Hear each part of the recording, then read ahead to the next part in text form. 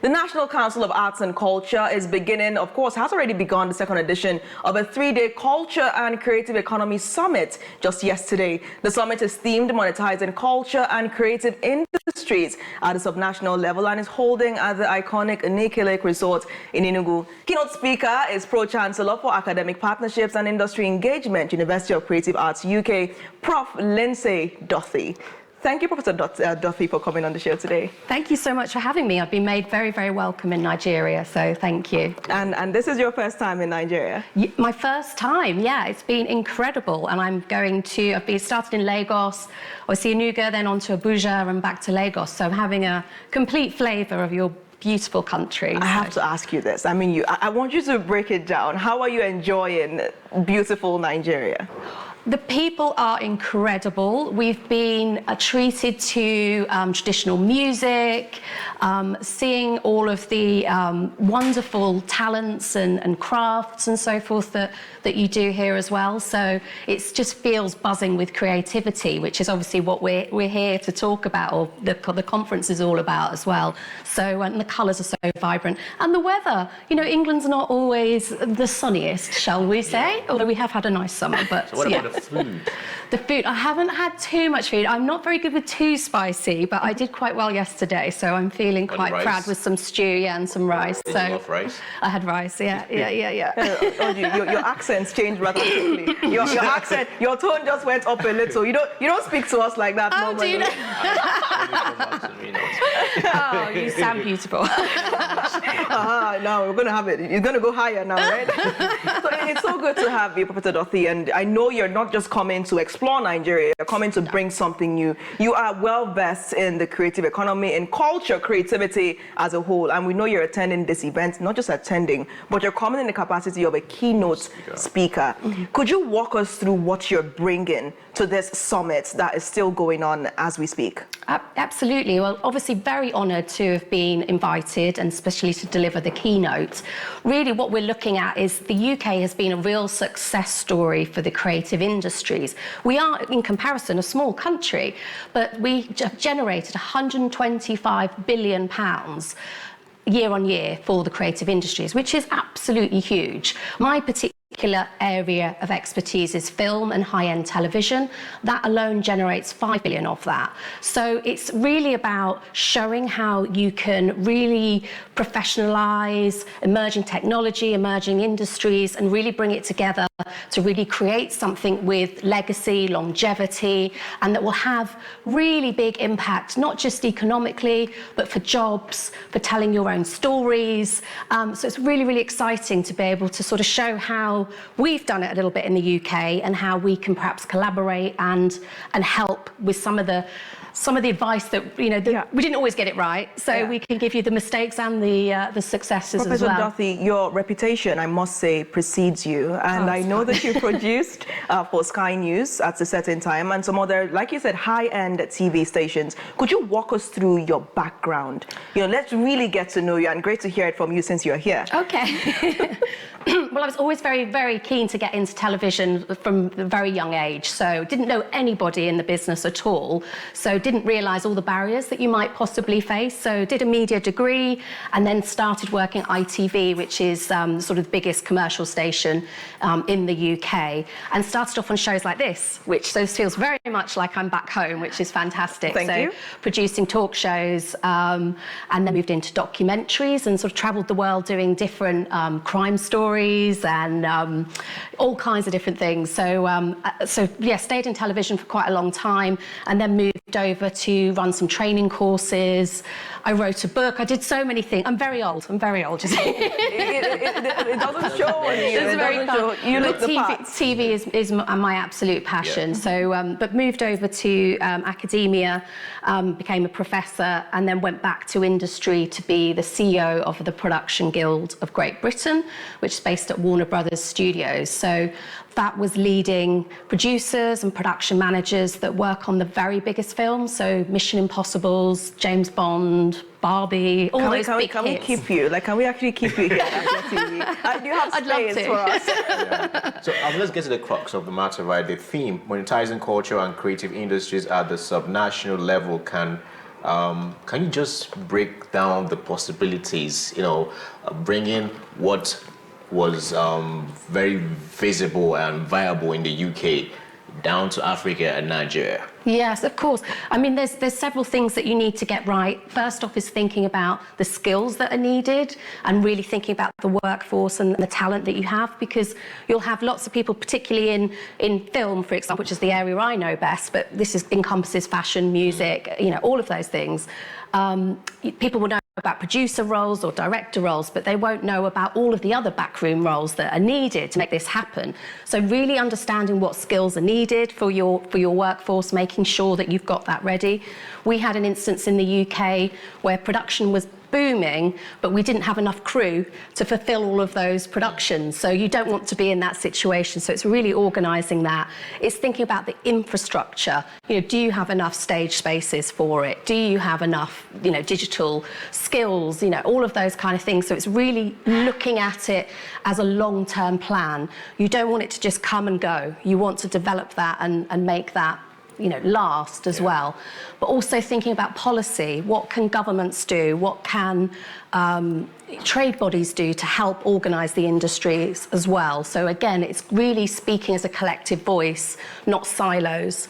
So there's lots of things that we have done and different initiatives that have really helped with that. Mm-hmm. Okay. Now, judging by where we are globally right now and in Nigeria as well, I would like us to actually look at how we can grow the economy collectively, especially as we're trying to advance as a country, and especially through creativity. But first, let's go on a quick break. The morning show returns in split seconds. Stay tuned.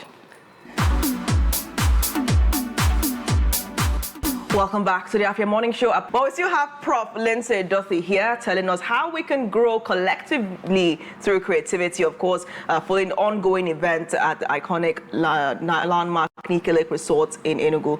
So, Professor Duthie, thank you once again for making our time from your busy schedule to be here.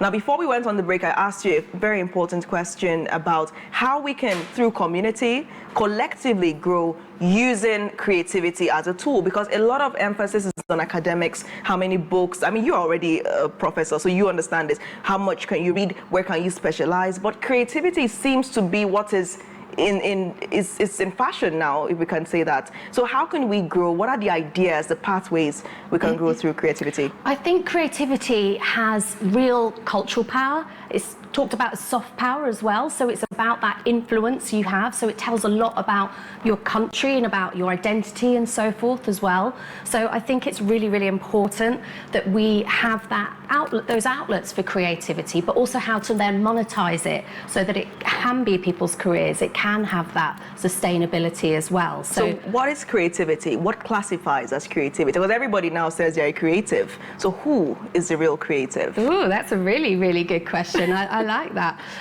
We're talking about the creative industries. So, and as you say, we now will have on our phones the capability to do different things, digital skills to do different things as well. But it's really looking at those industries and how we can monetize that for, for growth and for economic power, but also for that cultural value as well, which is really, really important to have.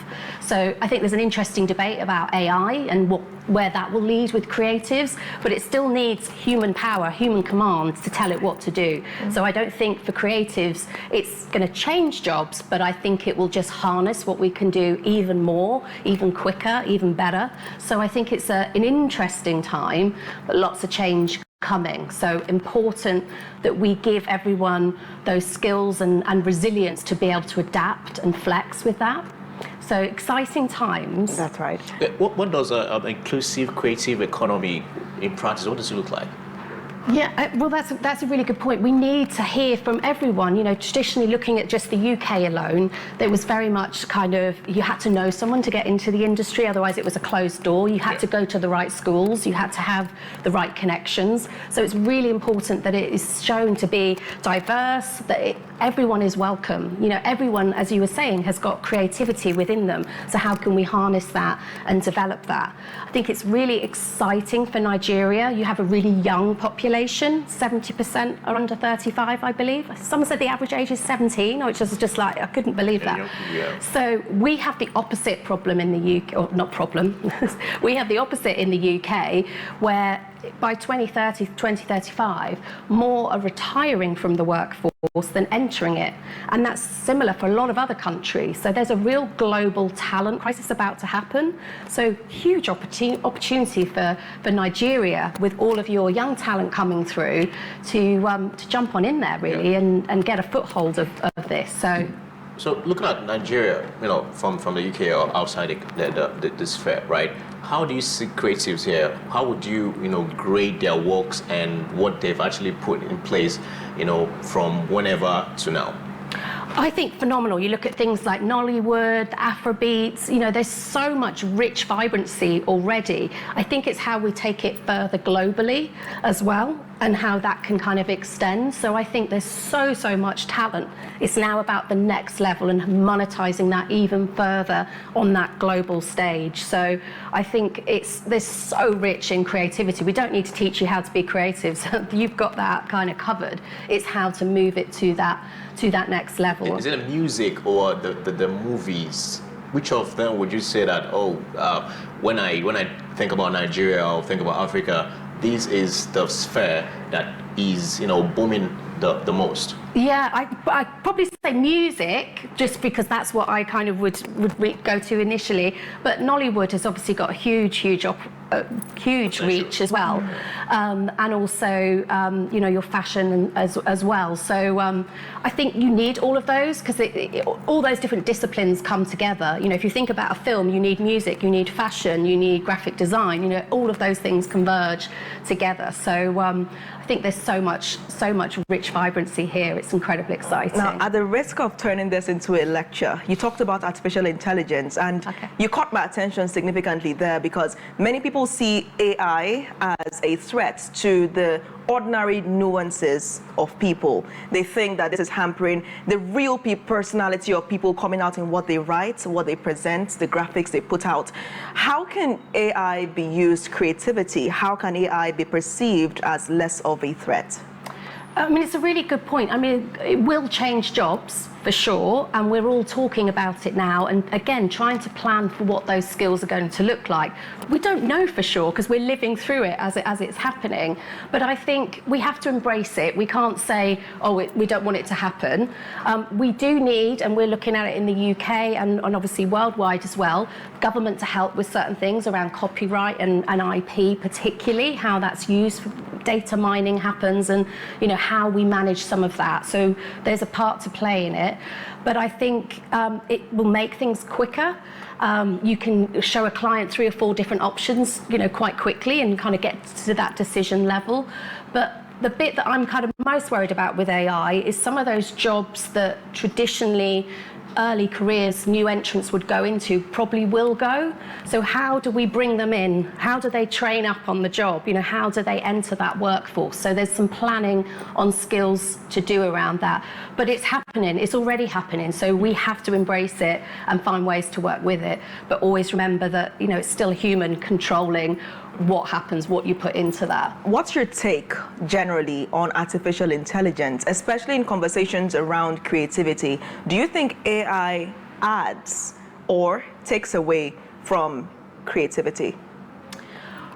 It can depend. I think for us that have kind of come through and done our kind of traditional training, that's right. It will it can add to it. But I think if that's the only way you're used to doing something, then you're completely reliant on it. So I'm wondering about those coming through school who will just be so used to, just put it in ChatGPT, just go through Canva, just, what do you do if that is removed? So I still think there's need for those traditional skills so that you understand what you're trying to achieve, what you're trying to do.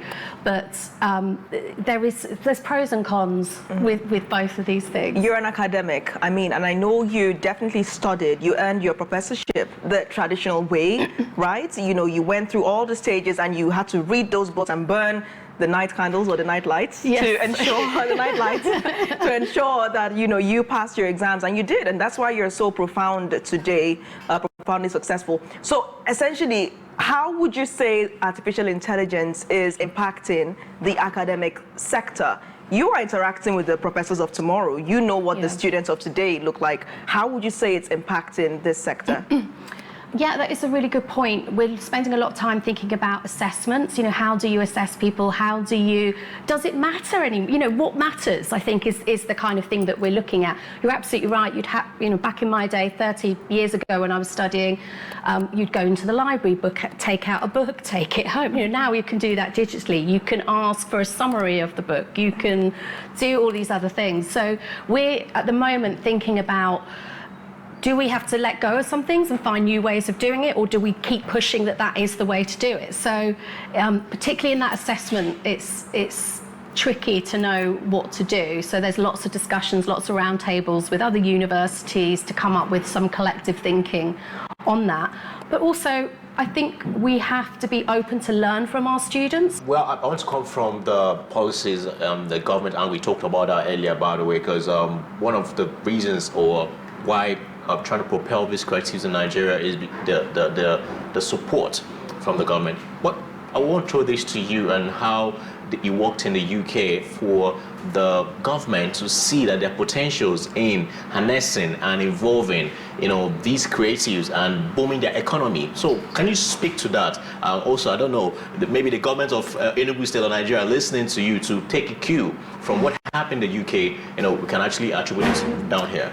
Yeah, I think that's a really good point. The industry really came together. So I'm thinking about some of those trade bodies that came together, like PACT, like the Production Guild of Great Britain, and really they told government what needed to happen. They lobbied government for what needed to happen. And I think the government could see that this was a really organised industry. I think the creative industry sometimes was seen as maybe frivolous, maybe something nice to have, but then it started to become a real serious player for the economic value of the country.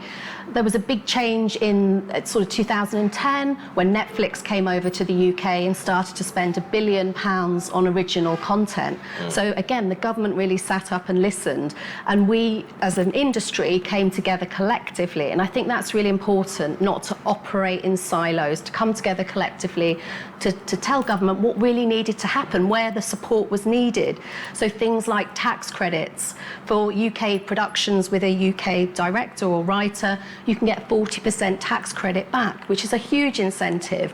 For those coming over to film in the UK, they can have, I think it's 30% tax credit now. Yeah. So it's about thinking about how can you be competitive on the world stage, and really, but industry also informing government, because they may not be the experts because they're not doing it on the ground all the time. If you're on the ground working, you know what's needed, what it is you need to happen.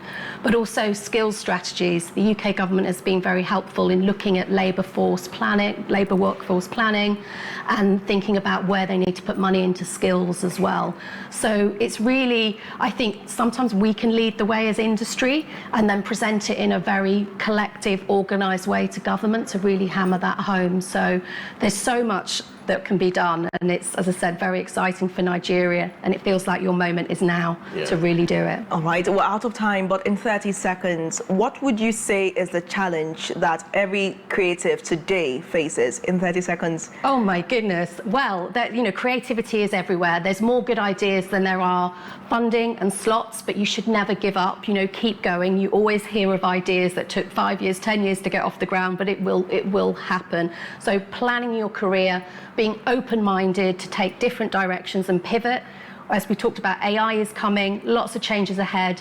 Just keep going, keep learning, keep experimenting. All right, Professor Duthie, what I've learned from you is you do not fixate on challenges. I noticed that you always turn that challenge into this is what you can do. And it's great because globally there's this epidemic of complaining, and you shy away from that narrative. You continuously avoid talking about problems, and you just want to, even when you say the problem, you can, no, the problem in the UK. Yeah. I just thought of that. So it's a great one. Yeah. Philosophy is right, because apparently I think we're all in life to face challenges and solve the problems. We are here, we're problem solvers. That's why we're living. I think that's been, I was told early on in my career, use your limitations to your advantage. There's never a no. So. And it's shining through, and you've just impacted 2 people and perhaps 1 million others out there.